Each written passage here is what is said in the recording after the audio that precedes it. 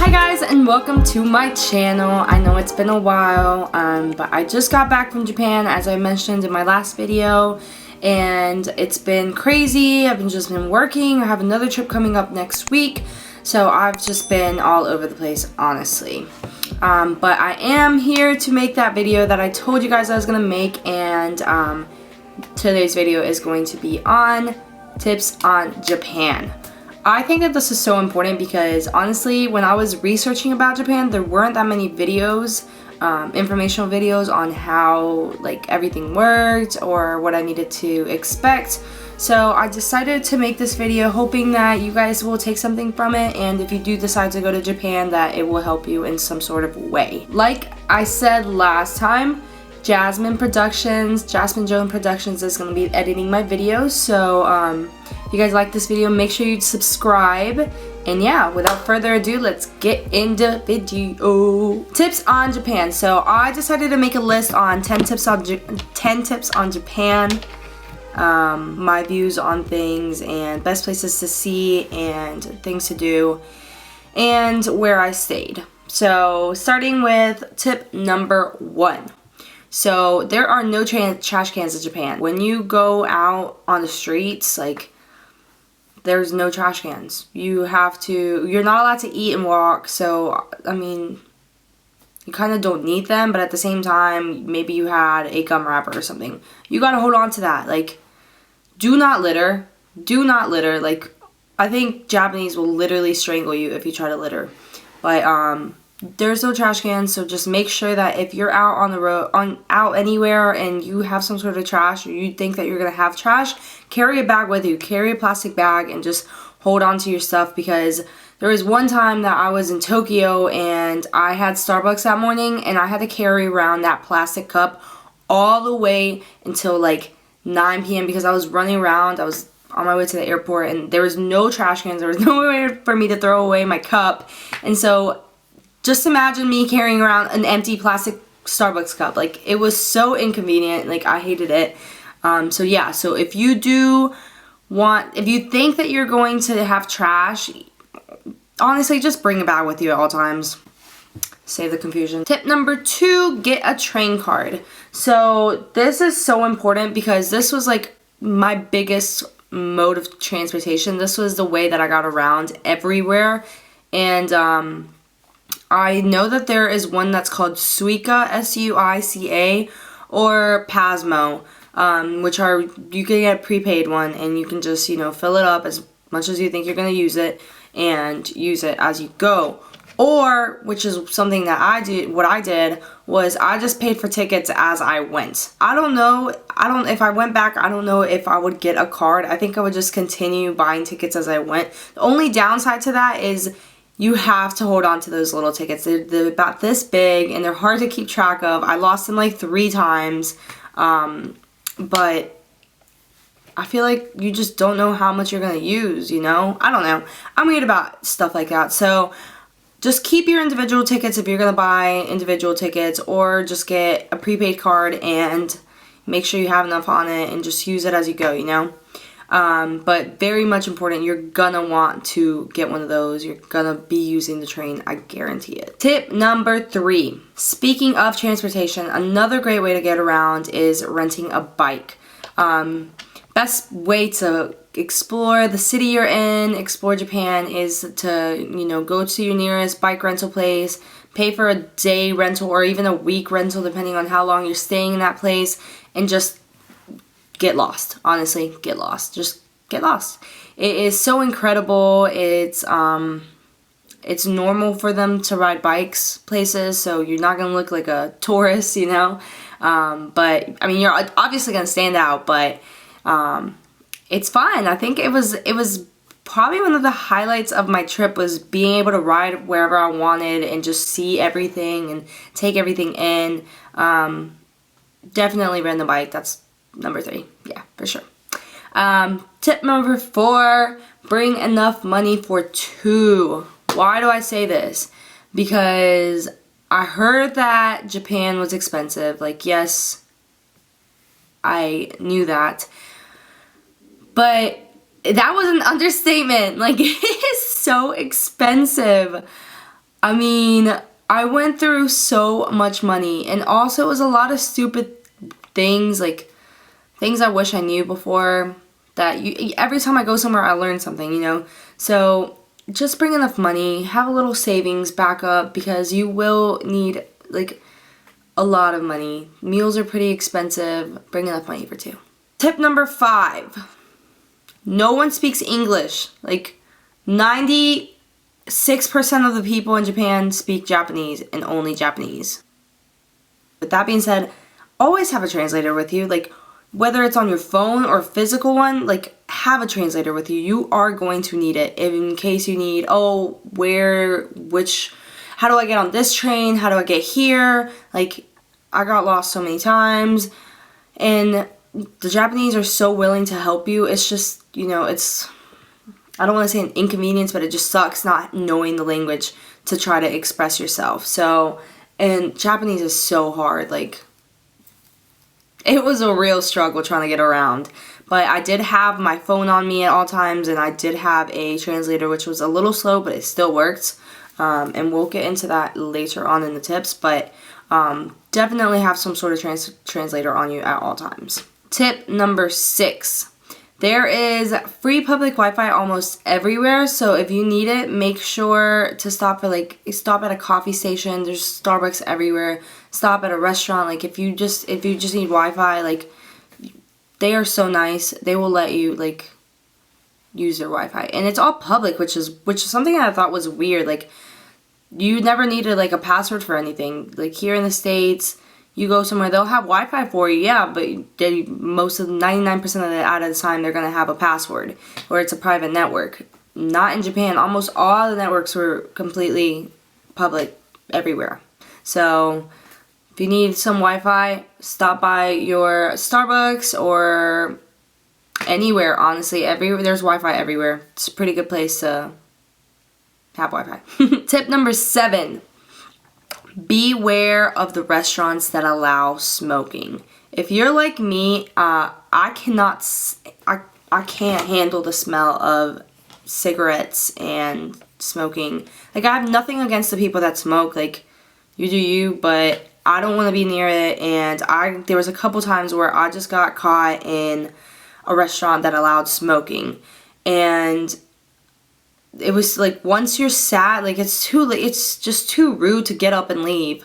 I remember one time in Osaka, I sat at a restaurant and I didn't know that this was a thing, and I saw the person was smoking behind me, and I was like, oh my gosh, this is nauseous, and like I get a really bad headache. So I was like, okay. I asked the waitress, me trying to talk to a waitress. She only spoke Japanese, and I was like, me no smoke, like can we move to a different seat, like can I move to a separate part? She's like, oh no, everything smokes, like everyone smokes, this whole thing is smoking allowed. And I was like, oh my god,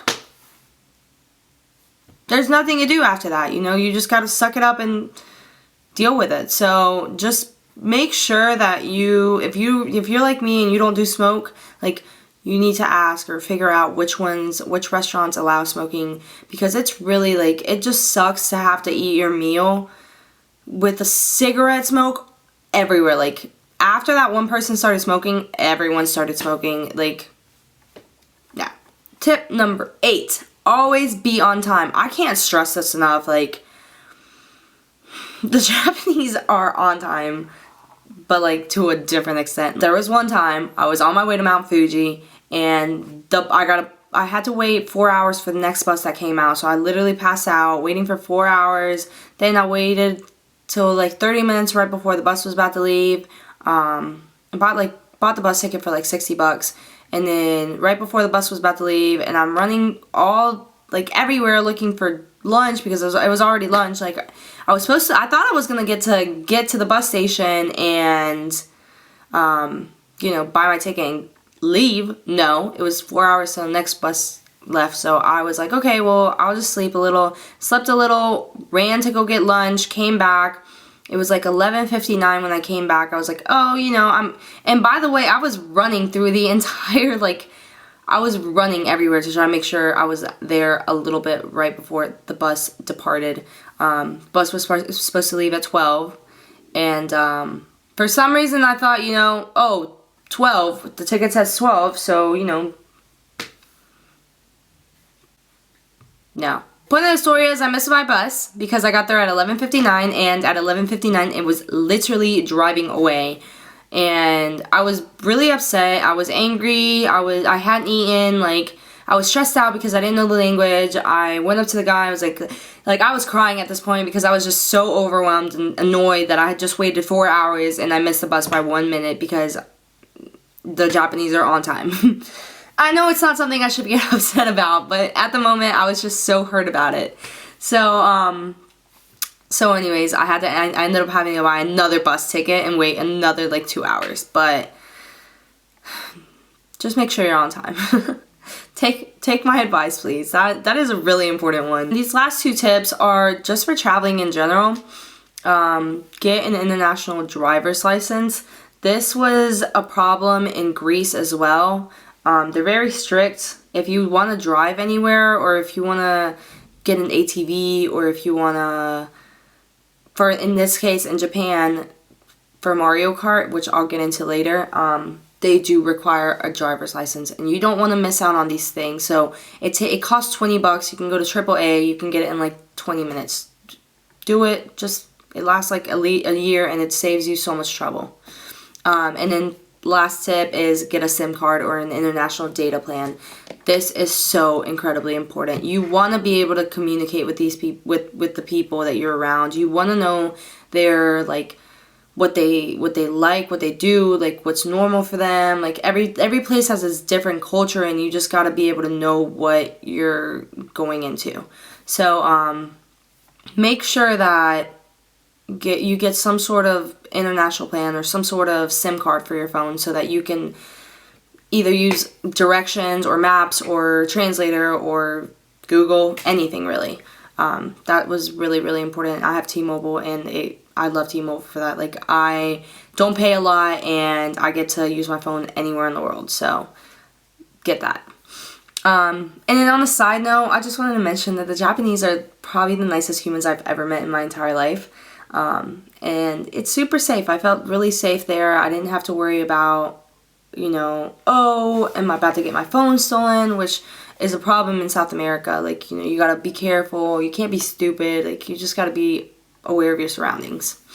So yeah, now that that's over with, I'm gonna go into the places that I stayed in case you guys needed some suggestions. My top two apps when I travel are Couchsurfing and Hostel World. Hostel World, shout out to them. Obviously, they don't pay me for this, but they are such a great app. Like, it's so convenient to just, you can go on there, the dates, put in the dates that you want to travel, put in the place that you're going to, and it'll find the best, like, rated hostels, and it'll tell you all about them, tell you where they're located, tell you how many stars they have. Like, it is just so awesome. Easy booking. Like, I love Hostel World. That's definitely my number one app. And then my number two app is Couchsurfing. If you're a little more risky, if you're a guy, definitely, Couchsurfing is good for you because it's an app where you put in the dates that you're going to travel, you put in the place that you're going to, and people that are in that area offer their homes, their couches, their rooms, their guest rooms up to you so that you can stay and, like, pretty much just enjoy their city or their place. And most of the people, like, show you around, and, you know, it's a really cool way to get to know places and to travel cheap. But it's also, I feel like, really risky, so I personally haven't done it. But I think it's a really cool app. Like, if you are a guy, like, I think you should do it. I don't know. It's weird for girls. I don't know. But there's also an option on there to go to Hangouts, which is what I use it for. So when I travel alone, obviously I don't want to go out to a club by myself or go out and, like, I'm fine going out and exploring by myself, but, like, when it comes to going out at night, why would I want to go out by myself? So what you do is you'll put, oh, I want to do this and this tonight, or this and this later. Does anybody want to come with? Like, you open up this chat room, and then people ask to join, and then you'll end up having this huge chat room, and you'll end up meeting up with people from all over the world and talking about experiences, and you make friendships, and you pretty much make like you just make really good relationships with people. So I love that about Couchsurfing, and I have used it a lot. When I used it in Japan, I hung out with a group of like 10, 12 backpackers and had a blast with them. Went out to the club, like went out to get drinks. It was just incredible. I still talk to a lot of them. I actually made a friend that's gonna let me stay with them in Tel Aviv when I go. So it's just a really cool app, a really cool way to meet people that are also doing the same thing that you are. I did that in Valencia, Spain as well, and it was like a group of like 10 people, which by the way I still talk to. So yeah, those 2 apps I wanted to get through, and then these are the hotels that I stayed with, and I'll put them somewhere. But in Osaka, I stayed at the Moxie Hotel, a little on the pricey side, but totally worth it. Beautiful, clean, modern, like it was a really, really cool place to stay, and it had a really good breakfast bar. That I'm not a big breakfast fan, but I woke up for this breakfast. Like they were really, really good things that they had. But anyways, then in Kyoto, I stayed at the Grand Rem Hostel. It was a good location. It was right beside the market. You get what you paid for. I'll leave it at that. In Mount Fuji, I stayed at 1889 Hostel. Super modern, probably the best place that I saw in Mount Fuji, but also a little on the expensive side, but super clean, beautiful, beautiful, and then it was in a great location as well. In Tokyo, I stayed in 2 different places. Centurion, I don't know if I'm saying that right, Hotel Residential in Akasaka. Beautiful. It was a capsule hotel, so it was very small. You had a very private space, but and the one in Kyoto was also a capsule hotel. I didn't mention that, but that one didn't have AC, so it got super hot at night. But the one in Akasaka did, and so it was very light, but it was still some sort of air flowing in there, which I very much appreciated, and I really enjoyed that. Yeah, so that one was a really good one. Clean, beautiful, modern. And then later on in my stay when I came back to Tokyo, I stayed in Focus in Kurame. It was a single room, but it was tiny. Super, super small, shared bathrooms. It wasn't bad. I liked it, but if I'm going to have that small of a room, I might as well just have a capsule, you know. That's just my thought. And then these are some must-do things that I kind of like also wrote down for you guys, because I think that you should definitely take the most out of your trip. In Fuji, we'll start with Fuji. Fuji-Q Highland has some of the world's like world-breaking roller coasters. So I think it has like the world's steepest roller coaster, and it has like top like 10 of the fastest roller coasters. It has fastest acceleration roller coaster. Just a bunch of roller coasters that broke world records. So I personally, I only got to go to, I went with really bad timing to Mount Fuji, honestly. I didn't get to enjoy it. I rushed through it, and I only got to ride one roller coaster. I paid $20 for it. I waited 2.5 hours, and honestly, I'd wait another 2.5 hours. I'd go back to Mount Fuji just for that roller coaster. It was the coolest thing I've ever rode in my entire life. It was the world's fastest acceleration roller coaster. It went up to 112 miles per hour in a total of 0.6 seconds. So I think that's correct. I'm trying to remember what it was, because I was so excited about it that I researched it a lot. But it was so much fun. Like, it only lasted like a minute, and it was the best minute of my trip. It was so much fun. I would totally do it again. I wish I could have rode the steepest one. That would have been incredible, but I didn't have time. The park, when I went, it was really, really bad weather, so everything was closed. So I only got to go on that one. But if you ever are in Mount Fuji, definitely go and let me know how it is, because I can't even imagine if that one wasn't even the one I was most excited for. That one was just one of the shortest line ones, which 2.5 hours is just, yeah. And also in Mount Fuji, if you go, obviously you should definitely try to hike Mount Fuji. If you're fit and stuff, like go up there. It's like a 6-hour hike up and 5 hours down, I think, something like that. Again, I couldn't go because the weather was too bad. I think they close it down in October through winter because of how bad the weather is. So if you do end up going, go before October when it's warm, and then make sure you wake up early because it is a long hike. But there are little like stations where you can stop and, you know, take a couple breaks. Okay, and then Kyoto, definitely go to Fushimi Inari. It's incredible. I'll post some pictures, but it's like a bunch of, like a million orange gate looking things, and it's beautiful. Oh, it's just incredible. Definitely do that. And then I went to Nara as well. It's a little city, I want to say. It's where there's a deer sanctuary. It's a sacred deer sanctuary, so it's a park full of deer. And they are so stinking cute. I had a blast. There was one reindeer that was just stuck to me that pulled my pants down in front of the entire park, but it was okay because he was cute. He was so adorable. So I had a blast. Don't get me wrong, but yeah, there was a million reindeer everywhere, and you get to feed them, and it's super cheap. You could buy like cookies for like, I think it was $1, and it was a bunch of cookies, so you can make them last. I was giving away like, I bought more food for the deer than I bought for myself that day, but it's fine. In Osaka, go to the Osaka Castle. I think that's what it's called. Osaka Castle. It was beautiful. It was breathtaking. Go when the sun's setting so you can see the sunset. But it was so beautiful, definitely. And then the Umeda, and I hope I'm saying that right, the Umeda Sky Building in Osaka also was really, really cool to see. You got to see the entire city from the top. It was like it was $20, I think, or something around there. So it was a little pricey, but and I didn't do it. But even if you just go, they let you go up there to like almost the last floor, and you can take a pretty cool picture, but it's not as cool as you would get from the top. But yeah, do that.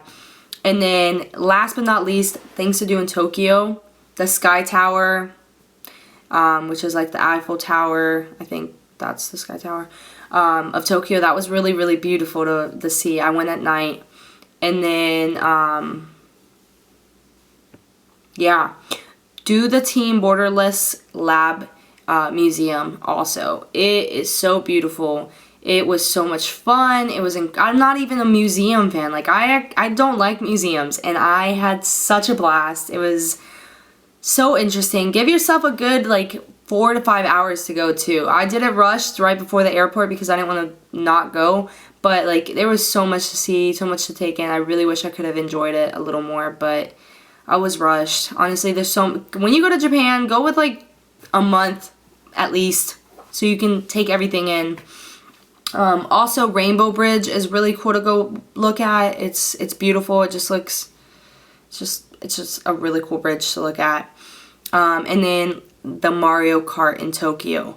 The Mario Kart in Tokyo was probably something that I was the most excited to do and the most looking forward to doing, and I didn't get to do that because I didn't have a driver's license, international driver's license.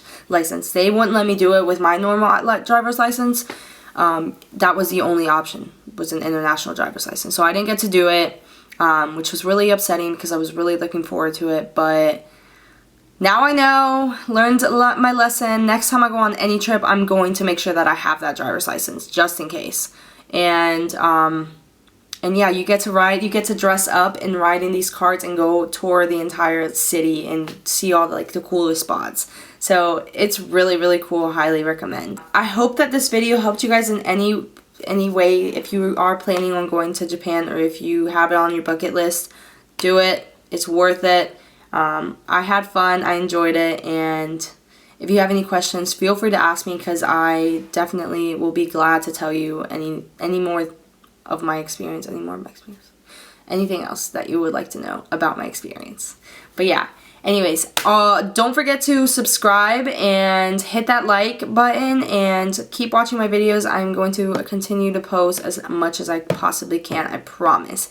A lot of big things are coming soon, so stay tuned.